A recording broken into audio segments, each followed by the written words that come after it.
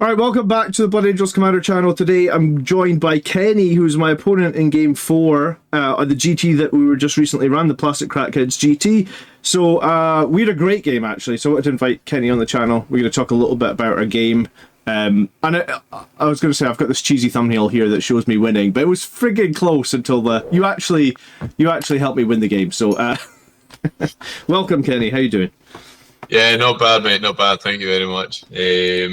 I'm gonna have to be really, really careful here, I think, because I'm speaking into a very Blood Angels oriented audience, I believe. So I don't know what the tagline is from Blood Angels. Something about an angel dying or something. I don't know. Right. Anyway, but my name's Kenny. I run a gaming group based out of the Highlands called Loch and Load.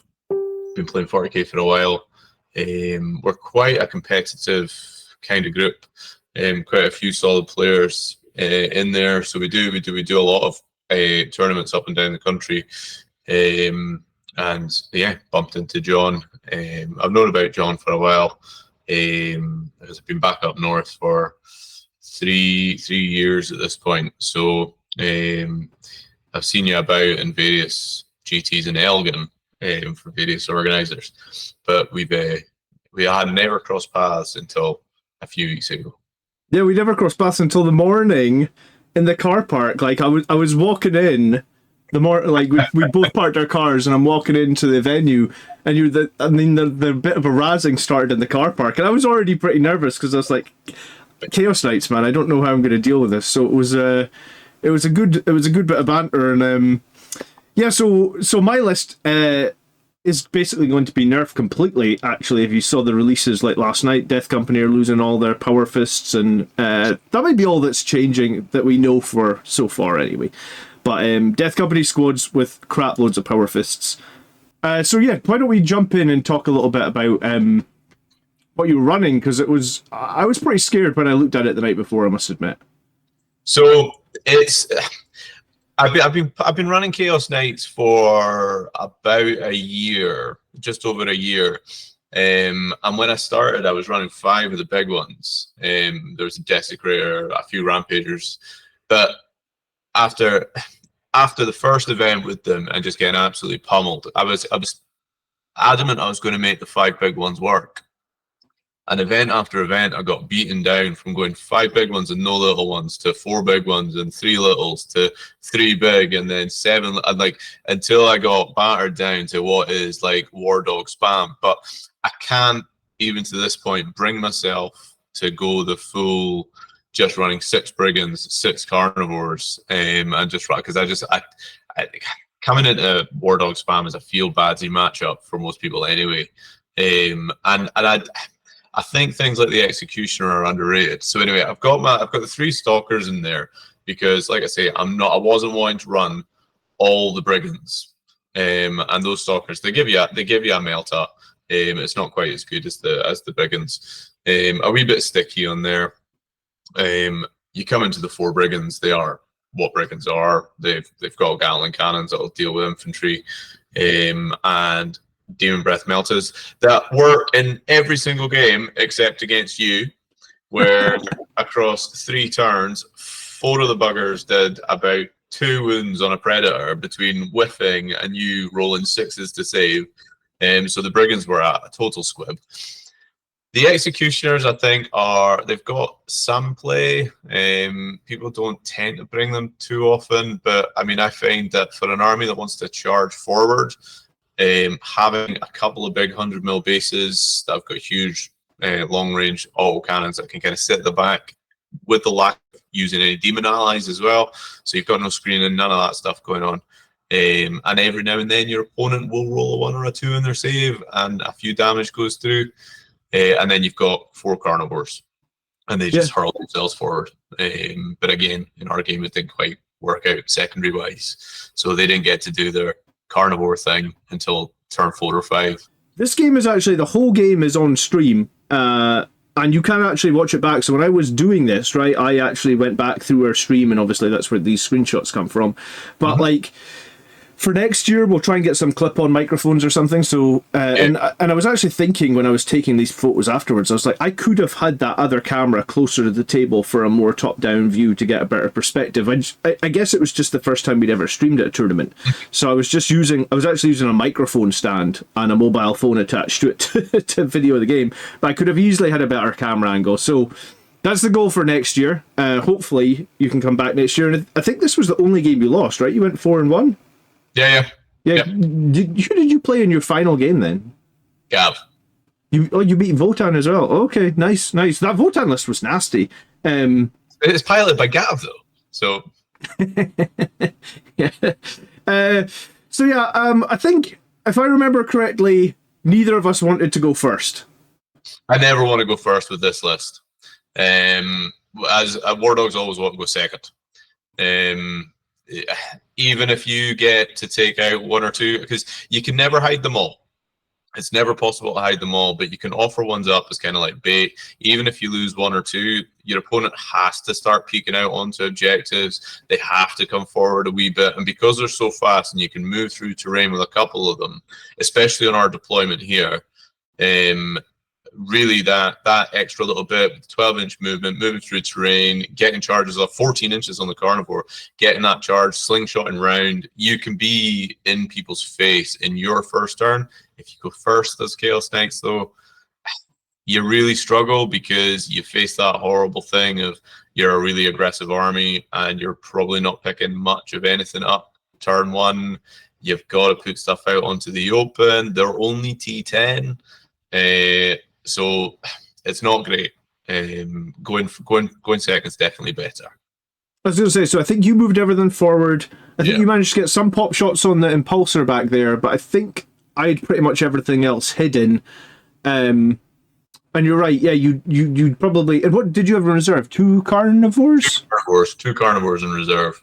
Yeah. The brigand down in the bottom corner was managed to get a line on that predator at the back.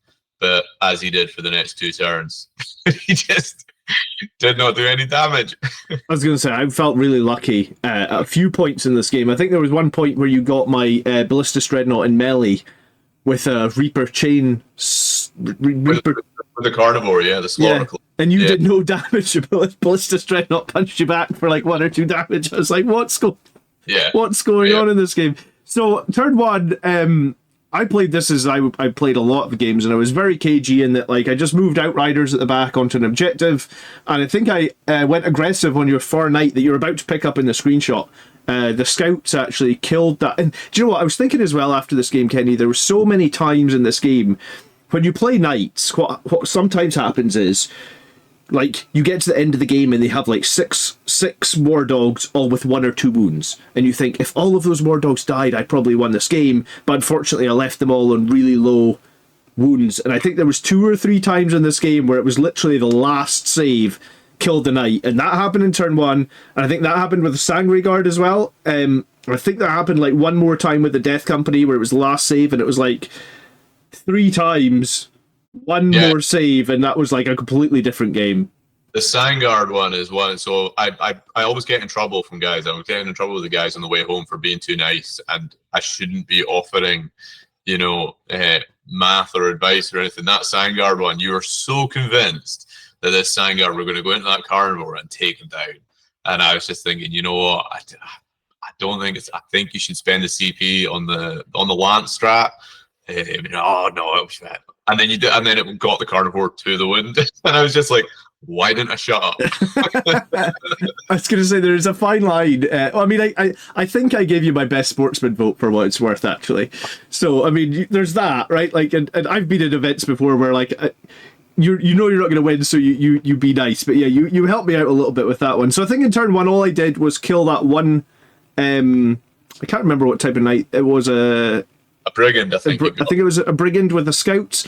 And then, that was the other thing I was thinking back when I took the video afterwards. I was like, that scout squad that I had lost everybody except the sergeant. And then later in the game, I had, like, what was it, behind enemy lines? And I'd kind of forgotten he was even there. I was like, oh, there's that one scout sergeant there. Let me do a battle shock. Oh, he's passed. Oh, he's going to score me 3 points. It's the finest margins all the way through this game, actually. So yeah, this was into turn 2. Yeah. So you're right. You have pushed right across the board. You've got, I think it was a brigand or executioner in on the company heroes in the middle. That'll be a carnivore. Yeah. It's a carnivore. He stayed there for a while. So it's like you kind of have to do this as night, especially if you're doing the War Dog spam. You have to spread the whole table because you need that aura going across everywhere. And then you need to rely on that getting things below starting strength to force battle shock tests, of which you failed. I mean, you didn't fail many of any, especially on the stuff that matters. So that didn't really go for me either. But down in the bottom corner, in your bottom corner down there, that's where I ended up losing the game. Down there, that's where I ended up losing the game in turns 3 and 4, because I ended up with 3 carnivores or 2 carnivores and something else stuck in that corner. Secondaries just pushed me out, and losing that much of my army at that point in the game in that corner, I just couldn't get back across again and back, because really I needed to exploit as much as I could in turns 1 and 2 before you brought the Sanguinary Guard on. And I just think positioning wise here, everything's fine. Those 2 predators had to go because those 2 predators were pretty much the only damage threat you had against me. And if I got rid of them, which I should have done with 4 brigands, with Melta 4, at that point I would have moved in. So from the far end of our table, everything would have just closed into the center of the table, and it would have all just kind of basically suffocate you out. But unfortunately for me, Blood Angels held out. You rolled 6s when you needed to. You positioned well. You got stuck behind terrain. So it's towards the end of turn 3, I begin to realize it's like I'm gonna get starved of points. Yeah, because I don't think too much. So in turn 2, I think you did kill that Ballistus Dreadnought. I did manage to move. I think it was the Carnivore in the middle, but you still have plenty knights here, and yep. I think yes, there was too much going on, I guess, in this bottom corner, like you said. But I think the 3 that are maybe centerboard at the moment, they all came a bit closer, and they all got jumped by different Blood Angels jump units, and they were all on a knife edge. It was like I'm convinced that it was the last roll, and a couple of them made the difference between they die or not. And then, like you said, I think 2 or 3 times I had to roll a 6 on the Predator save. I think I made like 3 of them, and then the one time I failed, you rolled a 1 on your damage, and I was just like, oh my god, this Predator, I think it was that back Predator, it just lingered and lingered and lingered, and I was like, how is this thing still living? But I guess if it lives the whole game, it does shoot las cannons and auto cannons every turn, and they do pretty good damage back when I can use the Oath of Moment. So, yeah, I think at this point, though, in turn 2 or 3, you were significantly ahead. But this is what you talked about. You bottled up 3 carnivores or 3 knights in this corner to get significantly ahead. Yeah. But because I just managed to kill the other 3 that were sort of centerboard, I took over that side of the board. And then I guess your one big misplay, apart from helping me in the next turn when the Sanguinary Guard came down and make me use my stratagems I wasn't going to use, the other thing you did was you burned the objective on your side of the board. And I think we both agreed that probably cost you about 10 points because I didn't burn the one on my side and kind of fell back away from you a little bit. It cost me with the benefit of hindsight because, like I'm saying, that top end of the board, I was kind of playing to clear that as well. Because what I was needing to do was force you into basically force all your stuff together, and because no army's surviving if they're all bunched into a quarter or a quarter and a half and you've got 10 or so dogs coming at you. Any army's going to get picked up. But the fact that I had spent so much more time trying to deal with those predators, I didn't have the time or the firepower to be worrying about things like the one remaining scout. And I mean, because of the nerf to indirect as well, I was, trying to get the indirect off into him to just try and get rid of it, and it just wasn't going. Because I had to spend all that time dealing with that predator, it meant that the Outriders got onto it, the Death Company got onto it, and I mean, I don't want to be in melee as a Chaos Knight with anything other than a Carnivore. And even then, it's only if I've made the charge. So that kind of went against me. I was going to say that was my fault because I was banking on something and it didn't pay off.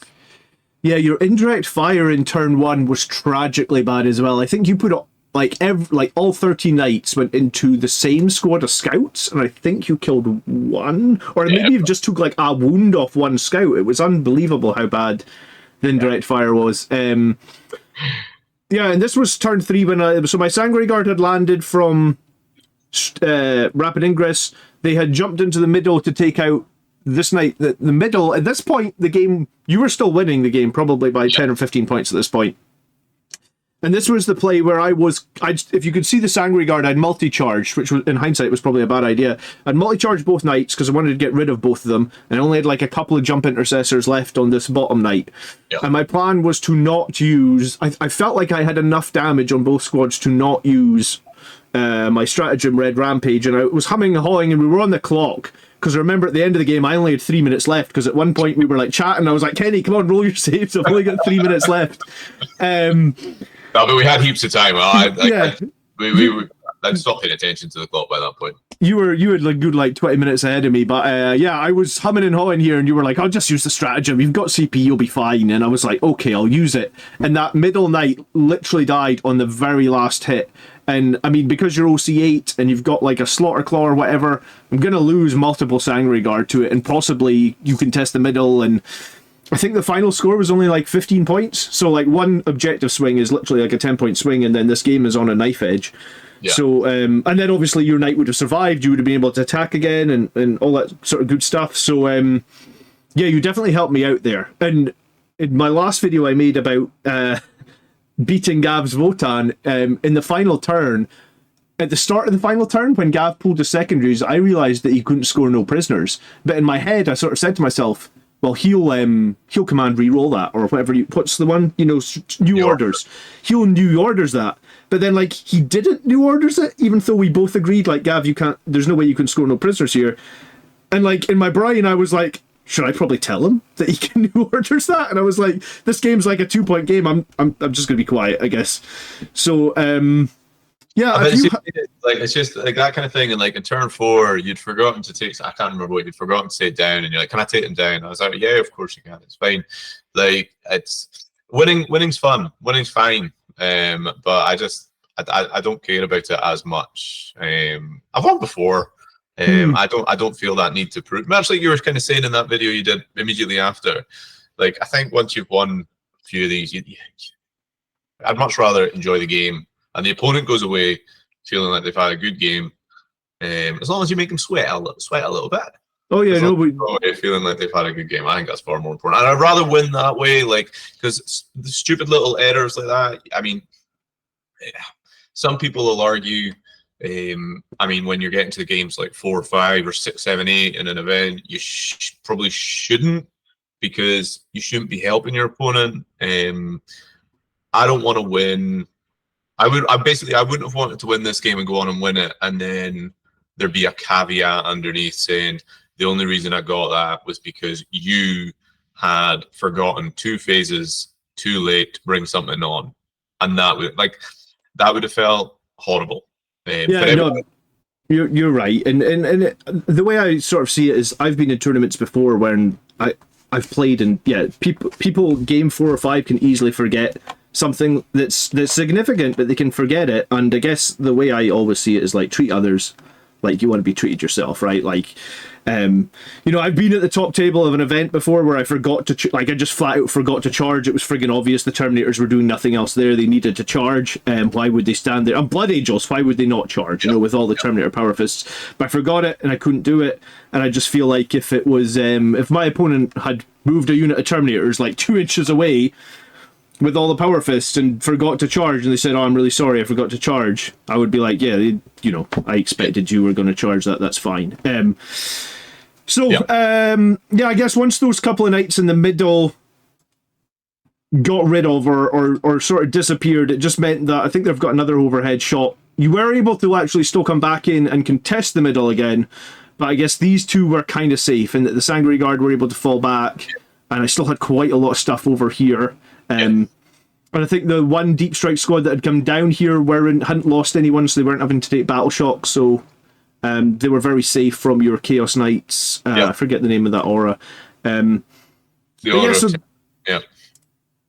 I was going to say, by game four, I was having to do the kind of the math. At that point, it's like, I mean, the game plan for Chaos Knights are very point and click. You're going that way, and the aim is to just kill as quick as you can, and then you get 2-3 turns of free scoring. But by that turn 4, I knew that I'd lost all momentum, and I was just hoping and praying for kind secondaries to try and get pip you by a point or two, and the cards were as the cards were, and I just couldn't squeak out the points I needed at the end. Yeah, so I picked up 26 points in the last turn. So yeah, you were 75-62 going into the last turn. So yeah, I mean, I guess if you hadn't burned that objective quite so early, scored like 5 more points, and you actually hadn't helped me with my stratagem usage, 5 or 10 more points. So that's why after the event, I said to in my sort of like hindsight of a GT, I was like, I think you do need a little bit of luck, because on another day that was 100% your game. You do, mate. You do. See, when you're getting to that level and you're playing it, so it's like, okay, I wasn't playing the cookie cutter, like all the brigands, all the carnivores, but it's still definitely a competitive list. And if you're getting to the games 4 and 5, even if you're getting to games 4 and 5 for the first time, you've kind of gone past that part where you've managed to bunny hop your way there. Like, okay, you might get lucky with your draw round 1, you might get lucky with your draw round 2, but round 3, by that point, the matching comes in. So you're going into good players. And when good players come into good players, it's decided on a turn. And that turn can be decided on 2 or 3 dice rolls. So anybody who wins a GT, I don't care who you are, anybody who wins a GT inevitably requires luck. So for God's sake, stop battering yourself on I had some luck. That's like, no. Everybody who wins a GT gets luck. You know what's funny is actually like normally when I go to tournaments, I feel like I roll okay, but never anything like amazing, right? And I just actually finished Arnold Schwarzenegger's book, like maybe the week before we played our event. And in his event, and in his thing, he said like manifest what you want, right? Like he was like, it's a funny paragraph where he said like he went to like the Mr. Universe competition and finished second. And Arnold Schwarzenegger went home and cried the entire night. And he said, like, after that night, he woke up, he got up the next morning, he just manifested that he was going to win it next year. And he just thought that in his head over and over, like, I'm going to win this, I'm going to win this, I'm going to win this. And honestly, when you were shooting all those nights with the Meltas, I was thinking in my head, I was like, I can roll 6s, I can roll 6s, I can roll 6s. And like 2 or 3 times, it was like 6, bang. And you were like, John, what the fuck are you doing? And I was like, I'm sorry, keeps happening, man. So it was just kind of funny that like I just finished that book where he was just like manifest what you want to happen. So that was it was a great game though. I actually kind of hope that I would happily, like, if you're ever wanting to come through to Elgin for a game, we can make it happen, you know. I've got Garen coming on we're going to rematch the final next Thursday night actually. On the live stream, so that should be pretty fun. And someone said to me, he was like, Garen will get his revenge, and I was like, well, I didn't actually beat him. It was a draw once we actually realised that we played terraforming wrong. Yeah. So, yeah. No, mate, absolutely, that'd be good. I won't be able to watch your game on Thursday because I'll be playing over at Classic Crackheads on Thursday. Oh, you're playing Andrew, aren't you? Yeah, I am. Yeah, he's called me out. Oh, cool. So, yeah. But no, absolutely. I'd absolutely play that again. I think I'm maybe going to be putting the Knights on the shelf. It's been, like I say, about 1.5 years now, starting in January last year, with the odd event here and there, somebody else. But I think certainly until the Codex, I want to use the big guys. Mm-hmm. I want to use the big guys again. I feel dirty putting that many war dogs on a table. Because it stat checks some people, and in theory it stat checked you. It just, you know, as things fell, it worked. It worked for you. Like you didn't have a huge amount of stuff that was beyond strength 10. Yeah, you had 1,000 cuts, but this should have been a stat checky army for you. It was. You know, one thing we haven't actually mentioned is the company heroes. they did amazingly well when you charged them. I think any other one of my units would have been dead. But for, I guess, good rolling or a little bit of bad rolling on your side meant that I think you charged the company heroes and killed like one of them with a carnivore, which was crazy. Like that never happens to, like normally if a Chaos Knight with a Slaughter Claw charges, you lose 5 Marines. It's usually that simple. Hitting on 2, strength massive, AP massive, decent damage. It's like, So you shouldn't. Yeah, so they maybe were a unit you hadn't seen or you didn't quite expect, right? I don't think... Had you seen them before? No, I hadn't seen them for a long, long time. But, I mean, almost arrogantly, from this army's point of view, I don't care. Like, you're a human body, you're a human chassis. I'm hitting you on 2s, I'm wounding you on 2s. You're dead if you don't roll a 6. But unfortunately for me, I roll loads of 1s, you roll loads of 6s. So you're a company heroes. Your men just took away the kneecaps and bashed my skull in. Cool. Well, thank you so much for agreeing to do this, Kenny. And maybe at some point the folks on here will see you at a live game, or if not, maybe we'll see you at a future GT for sure. Yeah, absolutely. Yeah, I had a great time. I thought that you guys in Plastic Crackers did a great job. Absolutely, yeah. I thought it was brilliant. I'll come back again if you do it next year. We'll also have, we've got events popping up here and there. I don't know how many of your audience are local or to Scotland, but one thing we've been doing is pushing the 40k scene up in Inverness. So there's a lot more happening up here. So we've got a doubles event happening next week, and then I think we'll be having our first GT in November. Okay. So we'll be doing that, and we're going to try and splice them in between, sort of Brewhammer, yourselves, because we're not looking to step on toes. We're wanting to make sure that up here, because I mean, when I first moved back up, it was like all our events were going down south. Yeah. All the guys were having to go down south. So I reckon we've got plenty up here now that we can just go Inverness, Elgin, Ellen, sorted. There you go. Nobody needs to go to Glasgow. Yeah, I would. I'd be down for coming to one in Inverness. So, what, you finished 3rd at this event? Then was it? I can't remember. I've got my trophy somewhere. Yes, 3rd. You 3rd, and you also won a painting thing as well. I got best paint. Was it best painted army? I think it's best painted army. Best painted army. There you go. Yeah, that was awesome. Cool. Thank you so much for coming on. If you've got any questions, comments, whatever, leave them down below. If I can't answer them, I'll shoot Kenny a message, and there will be 1 or 2 Chaos Knight comments, I'm sure, so I'll fire them to you. And all right, cheers, John, mate. All right, cheers. Thank Bye-bye. you. Bye-bye.